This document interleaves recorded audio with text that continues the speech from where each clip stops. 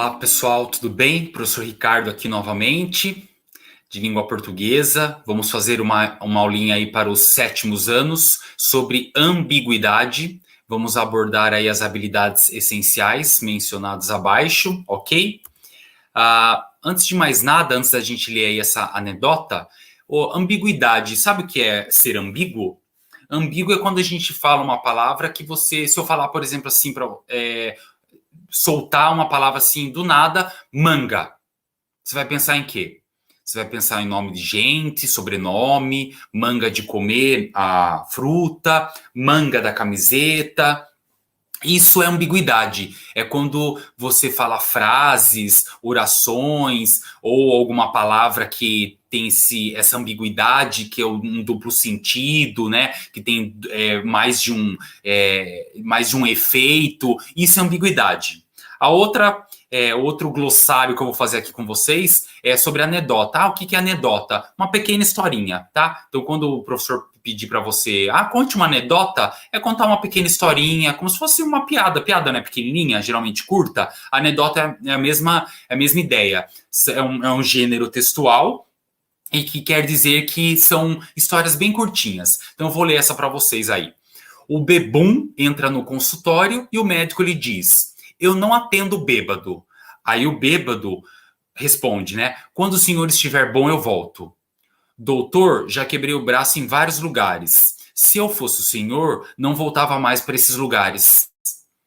Quando eu leio assim para vocês, dá para saber assim, dá para entender quem que tá bêbado na primeira anedota? Se é o doutor ou se é o bebum que entrou?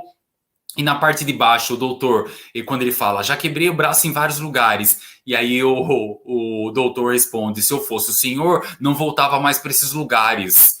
Né? Então, tipo, fica uma coisa meio ambígua. Cada um, se eu estivesse na sala de aula aí com contato com vocês e eu perguntasse o que cada um entendeu, pode ter certeza que teriam várias versões para essas anedotas, porque fica aí uma história, uma conversa meio ambígua. A gente não sabe quem que tá bêbado, o que quer dizer com quebrou o braço em vários lugares, ou quem tem culpa de que ele ter quebrado, se são os lugares. Então fica uma coisa meio confusa, digamos assim. Muitos escritores, humoristas, chargistas usam da ambiguidade para fazer humor também, porque você acaba dando uma pitada de humor, uma pitada de comédia, né, naquilo que você quer, usando da ambiguidade. Por isso que é a importância a gente ter esse conhecimento, né, dos efeitos da ambiguidade, para que a gente consiga perceber e falar, tá querendo me pegar, né? Essas perguntinhas aí, ou essa historinha ambígua, ou essa troca de palavras, que a gente vai ver hoje, tudo na aula de hoje. Vamos fazer uma teorização antes do que é ambiguidade, tá? Teorizando. É o emprego de palavras ou expressões que permitem mais de uma interpretação. Embora possa ser usada como recurso estilístico ou humorístico, é condenável quando atrapalha a transmissão de mensagem.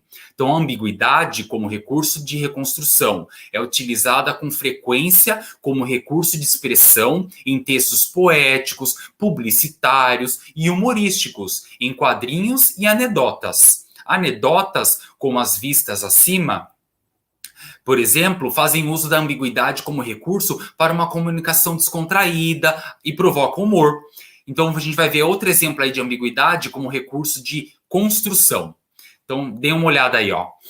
Pagando o pato. Ai, dei uma bruta topada. Que foi, mãe? Agora estou com esse belo galo na cabeça. Aí o galo, que ouviu lá de longe, já ligou as anteninhas. Com um belo galo na cabeça? Diga, de quem é esse miserável?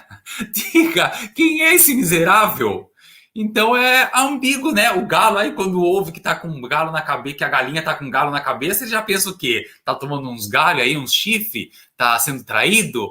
E na verdade é o galo de quando bate, né? Que forma um galo, a gente chama de galo. Então é essa ambiguidade nessa tirinha que causa humor, né? Não tem como a gente ler sem rir, sem achar graça, porque é muito, ainda mais tratando dos bichinhos, né? De galinha, de galo, é uma loucura essas ambiguidades aí, esses humores que eles criam, esses chargistas, humoristas. Então, o galo aí no último quadrinho da tira, então vamos supor que, tira aqui, ó, vamos supor que isso daí é a prova, tá? Aí eu peço para vocês, explique a ambiguidade desta tirinha. Aí um exemplo de resposta. O galo, no último quadrinho da tira, está enfurecido por imaginar que a galinha está pensando em algum outro galo, por causa do trecho. Estou com esse belo galo na cabeça. Só que ao dizer a seu filhote que está com esse belo galo na cabeça, a galinha faz referência ao calombo que se formou após ela ter batido a cabeça. Então, é um tipo de resposta ou um tipo de explicação que poderia ser dado caso o professor aí solicite a explicação da ambiguidade, porque a ambiguidade não é só a gente identificar aqui é ambiguidade, né? A manga, o galo, o pé da mesa, o vaso. Não, tem que explicar aí onde que acontece essa ambiguidade, em que momento. É no começo? É o ai? Ai? Isso daí não tem ambiguidade. Dei uma bruta topada? Não tem ambiguidade. Então tem que saber identificar aonde está a ambiguidade, qual é essa ambiguidade, qual a mensagem comunicativa que ela quis passar, o que o galo pensou, por que ele pensou. Então você pode ver que, embora seja um conteúdo mais extrovertido, de se estudar, da gente aprender, mas assim, na hora da gente interpretar, aí vai um pouco mais de seriedade, né? Um pouco mais de atenção, de compreensão, porque senão a gente não consegue, a gente percebe a ambiguidade, mas não sabe explicar. Aí não ajuda muito, né? Tem que saber também a explicação. Então, ambiguidade como problema de construção. Então, imagine que uma pessoa relate da seguinte forma, por escrito, a violência ocorrida numa partida de futebol. Durante o jogo, Lúcio deu várias caneladas em Guilherme. Depois entrou o Marcelo no jogo e ele levou vários empurrões e pontapés. Se o leitor do texto não assistiu à partida, terá dificuldade para compreender o texto e a intenção comunicativa do narrador, pois o texto é ambíguo. Afinal, quem levou empurrões e pontapés? Não dá para saber, né?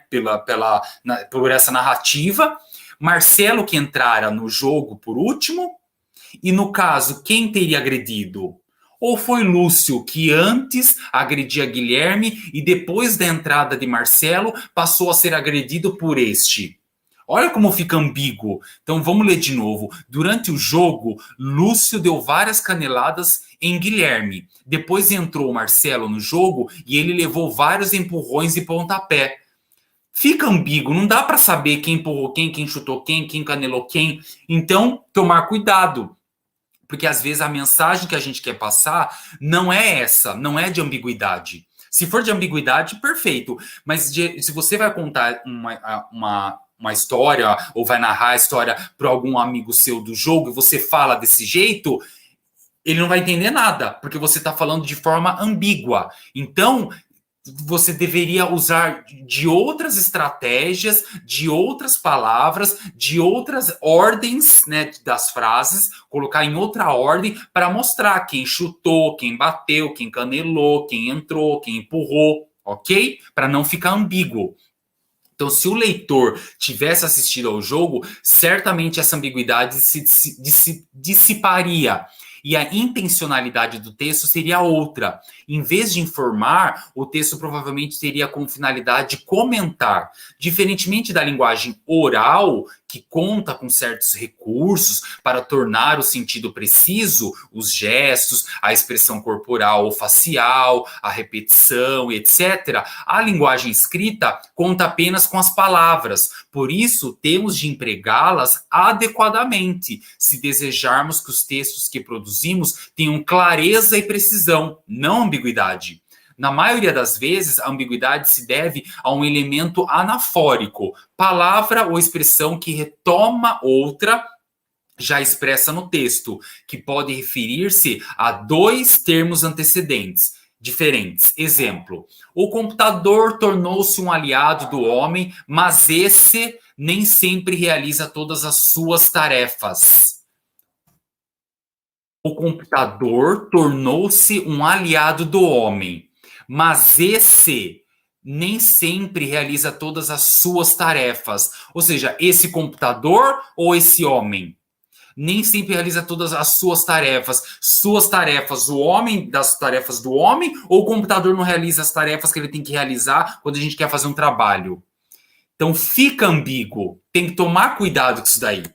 A frase ficou ambígua, porque os elementos anafóricos, que é o esse e suas, podem referir-se tanto ao computador quanto ao homem, isto é, um ou outro não realiza o seu trabalho por completo, ou ainda, o computador não realiza as tarefas do homem.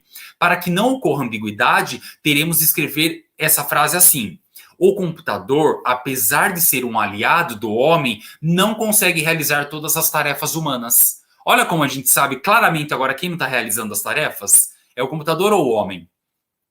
O computador. Então, perceba que a ideia de ambiguidade tem que ter clareza para saber se você quer mesmo fazer essa ambiguidade. Porque se você não quiser e você escrever como estava anteriormente, você está achando que está escrevendo assim como está em verde aqui nessa tela, e passando essa mensagem para a pessoa, e a pessoa não vai entender. Ela vai entender daquele outro jeito que você não sabe se é o homem ou o computador que não realiza suas tarefas, que não faz seu trabalho direito. Então, a ambiguidade, normalmente, devido à pontuação inadequada ou emprego de palavras ou expressões de forma pouco clara, com mais de um sentido. Então, vamos ver aí alguns casos mais frequentes de ambiguidade. Caso número 1.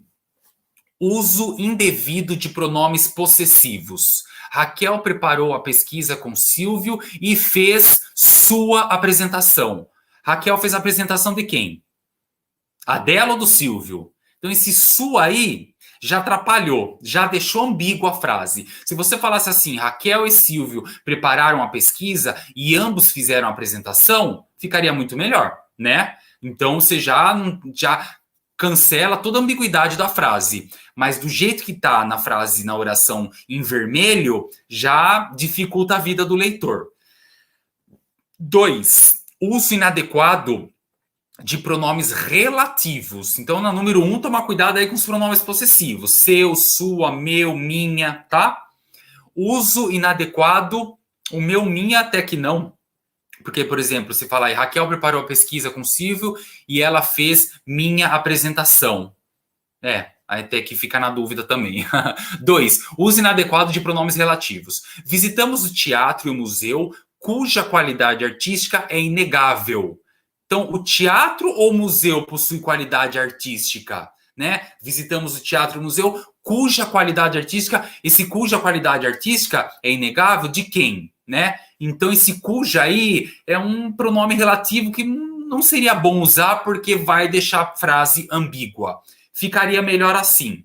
Visitamos o teatro e o museu, os quais têm qualidade artística inegável. Ou seja, os dois, ambos têm qualidade, tá? 3. Emprego indevido da coordenação, que é o conectivo aí, a conjunção e. Mário e Ruth querem casar-se. Mário quer casar-se com Ruth ou cada um deseja casar-se com outra pessoa, né? Então, esse Mário e Ruth querem casar-se ficou totalmente ambíguo. Ficaria melhor Mário quer casar-se com Ellen e Ruth com Ricardo. Olha, Ricardo. E Ruth com Ricardo. Então, o E foi usado de maneira mais correta, né? Então, o emprego até pode existir desde que ele seja usado de maneira correta, num lugar certo, na pontuação principalmente correta, porque senão vai ficar uma bagunça aí na cabeça da gente para descobrir quem quer casar com quem vai casar com quem. 4. Colocação inadequada de palavras. Então vamos lá. O cliente aborrecido recusou o vinho por causa da safra. O cliente aborrecido. Então, o cliente era aborrecido ou ele ficou aborrecido naquele momento, né? Porque pode ser, por exemplo, o professor é aborrecido. É o professor que ele já é conhecido por ele ser aborrecido, ou o professor ele está aborrecido por algum motivo, né? Está aborrecido. Então fica meio sem saber se ele é o aborrecido de aborrecido sempre, né? É uma pessoa aborrecida, ou ele está naquele momento, ficou naquele momento aborrecido. Vamos corrigir isso daí? Aborrecido, o cliente recusou o vinho por causa da safra. Então ele ficou aborrecido, né? Não é que ele é o cliente aborrecido, ele na verdade ficou aborrecido. 5. Eu vou parar nesse slide, porque como vai ficar um pouco extensa essa aula, eu acho melhor a gente fazer em 2 aulas, para que a gente não corra muito e fique tudo bem explicadinho. Então eu fico por aqui, tá? Assistam aí a aula com muita atenção, né? Já estão assistindo, por isso que estão aí comigo nesse momento, e passa tudo para o caderno, copia tudo certinho para o caderno. Perceba que meus slides têm capricho, hein? Tem colorido, tem tudo aí. Não vai passar tudo no caderno caneta azul e tá ótimo. Não sejam preguiçosos. As meninas não são, por isso que eu não uso nem no feminino, vou usar no masculino. Os meninos não sejam preguiçosos. Não é nem preguiça, né? É que os meninos eles não gostam de encher muito de canetas de várias cores, mas é bom, principalmente em língua portuguesa, porque aí você consegue separar aí, ó, o vermelho, que é o sentido que não é o que a gente quer, o azul a explicação, a correção é um verde. Então vamos usar aí a caneta azul. Vocês não têm caneta azul, preta e vermelha? Vamos usar e abusar dela nessa aula sobre ambiguidade, ok? Caprichem aí e até a próxima aula. Um abraço.